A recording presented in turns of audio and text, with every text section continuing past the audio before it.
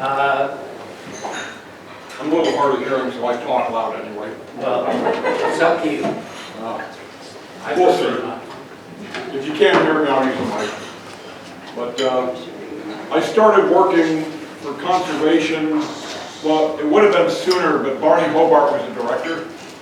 And until I went to college at Iowa State, he wouldn't touch me. There were so many people wanting summer jobs.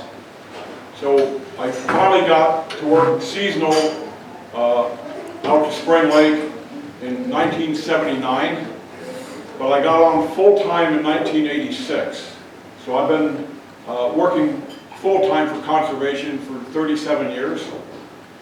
And my job is to maintain right access, Hyde Park, Black's Pit, Browns Bridge, Eureka Bridge, Seven Hills, Henderson Park, Squirrel Hollow Wildlife Area, and Atkins Bridge, and then there's something else there I'm missing out on. But I mow 11 parks, and sometimes it seems like all I do is mow. And here we've had 4 years of drought, and I'm still mowing all the time. So I hate a wet year because then I can't even keep up. But anyway, I'll start on what I came here for. And I want to mention, I'm going to start out talking about 3 main ecosystems in Greene County and Iowa, but keep in mind there's more than that, and I'm just overly simplifying things because when I talk about forests, there's more forest ecosystems than just one. Because you look at your riverine ecosystems where you have a lot of cottonwood and silver maple and box elder trees, and then you have your oak hickory upland forest, and you even have oak savanna, which we have oak savanna at Seven Hills. It's one of the rarest ecosystems in Iowa. But when it comes to your temperate areas, and this kind of ties into your wildlife, from the East Coast to the Mississippi River, it was really heavily forested. But I don't know about Indiana and Ohio, but I know Illinois had a lot of tall grass prairie like Iowa. But then Iowa, on the other side of the Mississippi, we had quite a bit of timber, especially in eastern Iowa. And a lot of it was around rivers and streams, but it went quite a bit further than that. And considering how far west in Greene County is in Iowa, we had quite a bit of timber here, and it was very deep timber. But you go up to northwest Iowa, and there's no trees. I had a job interview one time, and I'm thinking, where are all the trees at? And but they didn't have it because of the prairie fires. And when my job interview was basically, can you run a tree climber? Because even the parks had no trees. And that made those areas get settled last because there was no lumber for building houses, no trees for fuel. So I even read about like the Ozarks in southern Missouri, and it was the same way. There was no trees down there. And the reason for that is the prairie fires, which happened every 5 to 7 years, were so hot, and they came from either a lightning strike or the Native Americans would either start a fire to use for their hunting, or they wanted to green up the grass to attract buffalo herds into their territory. But they were so hot that it killed even thick bark trees like oaks. So it was the fires that kind of kept the trees in check.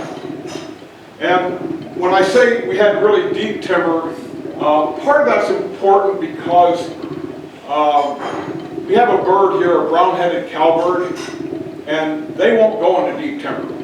They only hit the timber's edge. But now that our timber is so fragmented, they can go anywhere they want now. And the reason that's important is because the cowbird used to follow the buffalo herds, and they didn't have time to build nests, they didn't have time to sit on eggs or raise young. So they're called a nest parasite, and they would lay an egg in another bird's nest and then either push the other eggs out or just fly off, and then the young cowbird, it usually had a very short incubation time. It would hatch and it didn't like things hitting it in the back, so it would push all the other eggs out, or if there's baby chicks, it would push them out of the nest. Now the thing is, birds that also lived on the edge between the prairie and the forest were used to cowbirds, and they would either build a new nest on top of the nest when there was a cowbird egg in their nest, or they would just fly off and build another nest somewhere else. But then you have birds like the scarlet tanager that are a deep timber bird. They had no defense. So what happens is when the cowbird laid an egg in a tanager's nest, the tanager ended up raising a baby cowbird. And you know, I'd rather see more tanagers than cowbird. We got plenty of cowbird. And not that they're not a beneficial bird, it's just that, you know, we've changed things so much that it has affected our wildlife. And Iowa, at one time, was 80% tall grass prairie. And we've lost 99.9% of that. So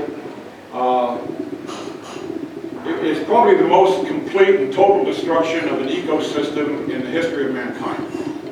And why have we lost that much? Because we're here in Greene County and the rest of Iowa, we are sitting on the richest farm ground in the world. And it's because of the tall grass prairie. Those plants were anywhere from 5 to 9 feet tall, sometimes even 12 feet tall, and the roots would extend even that far down into the soil.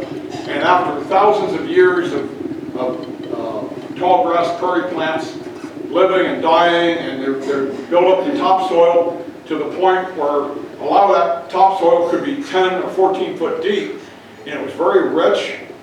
And then, so it made really good farm ground. Once they figured out how to break the roots and plow up the prairie, it made very good topsoil, or very good farm ground. And then the other issue is the last glacier that went through here came right into Greene County and almost ended right in Greene County. It flattened everything. So we have this beautiful flat ground with rich topsoil, and it was just, our land is too valuable. So back when people started farming, they just, you know, they couldn't see saving any of that. And we had, excuse me here. Well, and that, if you want to see what it looks like when you didn't have a glacier move through your area, just go to western Carroll County or southern Guthrie County and just see how hilly it is in those areas. And I don't know how they farm in those areas. And of course the loss of that much prairie has really affected our wildlife. Now for example, there's all different kinds of butterflies, and one group of butterflies are called skippers. There's hundreds of different kinds of skippers. Well, there's a couple of skippers that are the rarest butterflies in the world, and they're found only in Iowa. So we have that distinction because Iowa is probably the top state in this country that had so much change in its habitat. What does a skipper look like? They're a little tiny butterfly, about yay big, and they flit from flower to flower.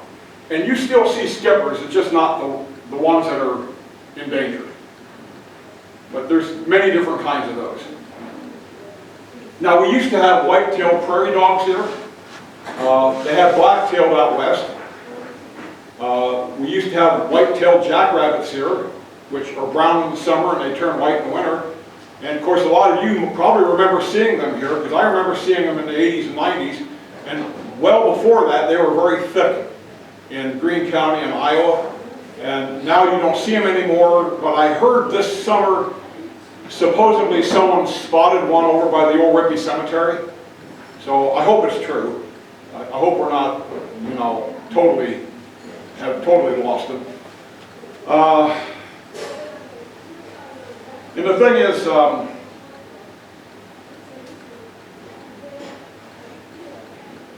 we had a lot of marsh here too. That's the third ecosystem. I don't want to get ahead of myself, so forgive me.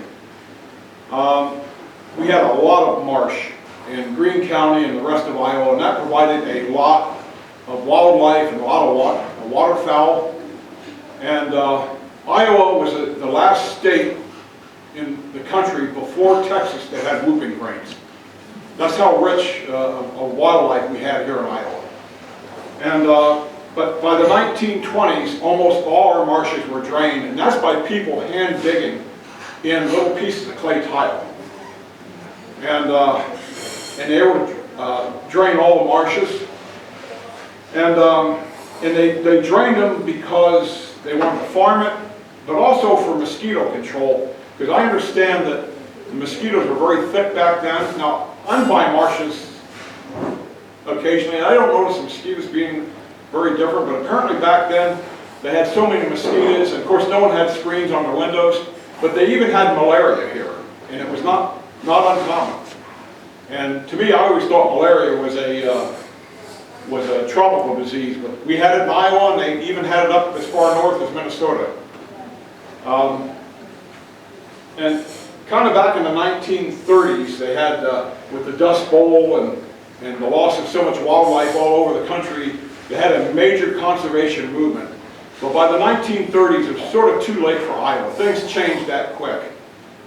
And as far as the animals we had in Greene County, and I'll probably focus too much on what we had and not what we have now, but we had black bear here.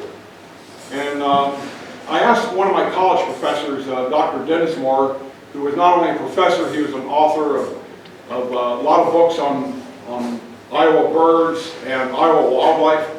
I said, did we have grizzly bear in Iowa? He said, well, the grizzly bear not only hunted through their sense of smell, because bears have a really good sense of smell, but they mainly hunted through sight, and the tall grass prairie probably impeded that. So more than likely, you might have had a few resident grizzlies, but most of the time they were transient, because they're a short grass prairie animal, and like what Nebraska had was short grass prairie. But considering that Nebraska is separated from Iowa, and Nebraska had grizzlies, separated by the Missouri River, at that time was a mile wide and a foot deep. It wasn't much of an impediment for a grizzly bear, so it wasn't unusual for a grizzly bear to wander into Iowa either on a hunting foray or just to investigate. So we had them here, just they weren't really living here like some of the other animals. We had Great Plains bison here, and in fact, with the river being so low the last 4 years, people are walking the rivers looking for rocks and Indian artifacts, and they're finding buffalo skulls. And boy, that's heavy. And that was found like 2 years ago by the host I had at the time at Squirrel Hollow. He probably found it somewhere near Squirrel Hollow. And he's found others, but they're like pieces and that. But I think that's amazing. You wonder how many 100 years old that is. But also, they had another bison called the Eastern Woodland bison, and we might have had them here. Sometimes the information on what we had is kind of lacking, and if we did, it was probably in the eastern Iowa. And both those bison still exist. They don't exist in Iowa, but we still have them in this country. But out west, they had a mountain bison, which was very antelope-like, and they said it could, like a down tree on a mountain trail, it could jump that. It was so agile, and those became extinct in the 1800s. So here we had, I'm guessing we had moose, because sometimes fragments of antlers are found, and but apparently they must not have been very common. But with all the marsh we had, I don't know why they weren't more common. And I'm suspecting what it was either the wolves kept them down, or the Native Americans, because we had the prairie potholes and you could get around a lot of the marshes pretty easy. And moose are apparently very good eating, so they probably focused on that. But also, sometimes your cold climate animals don't do well in places that have hot weather. And whether that's because of diseases or parasites, I don't know. That's kind of why we don't have wolverines down here. They're a far north animal, and once they try to move south, they kind of do a die-off. We had more elk here than deer because the habitat favored elk, and this one here was also found over by Squirrel Hollow in the Raccoon River. That's a very small, like a fork-horn elk antler. And I don't know how old that is, but How can you tell that's elk and not deer? the habitat favored elk. I think deer like areas that are more freshly disturbed. And they would, for the elk, they would hunt them for the meat and the hides. And I'm thinking in Greene County, they more wanted the meat. But I don't know about western Iowa, but I know like in Missouri, when they found out that hides were worth $2 a piece, which was a lot of money back in those days, they would get big groups of guys out and surround the herd and wipe out the whole herd just for the hides. And so a lot of states lost their elk because of that.